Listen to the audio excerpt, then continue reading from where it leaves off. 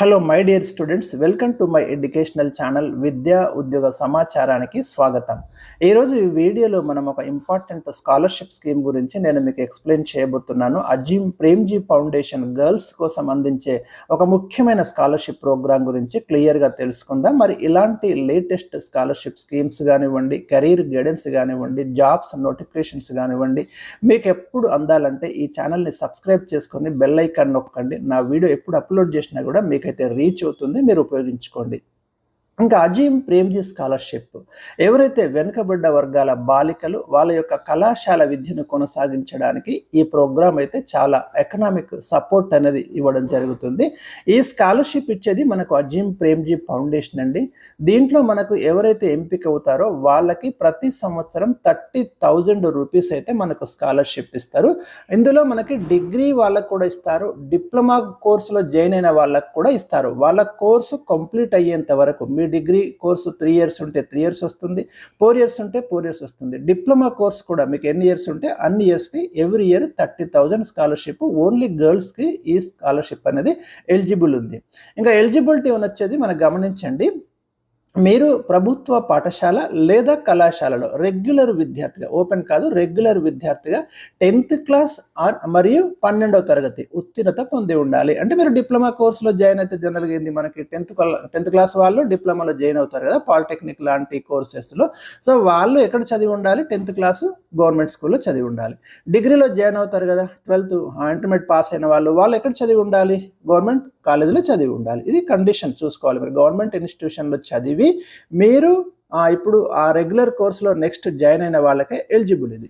రెండోది ఏంటంటే, భారతదేశంలో ఎక్కడైనా గవర్నమెంట్ ఇన్స్టిట్యూషన్ కానివ్వండి, లేదా ప్రైవేట్ ఇన్స్టిట్యూషన్ కానివ్వండి, లేదా విశ్వవిద్యాలయంలో గుర్తింపు పొందినటువంటి డిగ్రీ లేదా డిప్లొమా కోర్సులో మీరు ఫస్ట్ ఇయర్ అడ్మిషన్ తీసుకొని రెగ్యులర్ విద్యార్థిగా అది కూడా అడ్మిషన్ తీసుకొని ఉండాలి 2026-27 అకాడమిక్ ఇయర్లో.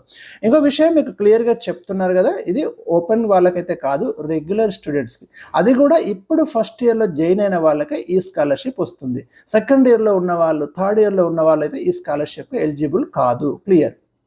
నెక్స్ట్, ఏ స్టేట్స్ వాళ్ళకి ఇస్తున్నారు? ఆంధ్రప్రదేశ్ వాళ్ళకి ఇస్తున్నారు, అరుణాచల్ ప్రదేశ్, అస్సాం, బీహార్, ఛత్తీస్గఢ్, ఢిల్లీ కేంద్రపాలిత ప్రాంతం, జార్ఖండ్, కర్ణాటక, మధ్యప్రదేశ్, మణిపూర్, మేఘాలయ, మిజోరాం, నాగాలాండ్, ఒడిశా, పుదుచ్చేరి, రాజస్థాన్, సిక్కిం, తెలంగాణ, రైట్, ఏపీ ఉంది, ఇక్కడ తెలంగాణ ఉంది, గమనించండి. త్రిపుర, యూపీ అండ్ ఉత్తరాఖండ్, ఈ స్టేట్స్ మరియు ఇక్కడ కొన్ని కేంద్రపాలిత ప్రాంతాలు కూడా ఉన్నాయి.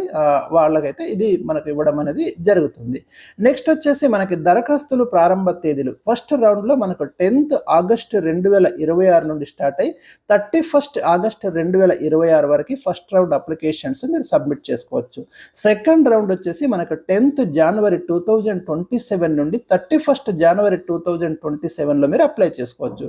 ఈ ఫస్ట్ రౌండ్ ఎలిజిబుల్ ఉంది, మీరు ఇప్పుడు జాయినర్ ఇప్పుడు చేసుకోండి, లేదా ఇప్పుడు ఎలిజిబిలిటీ లేదు మీకు, తర్వాత మీకు ఎలిజిబిలిటీ వచ్చింది అప్పుడు చేసుకోండి.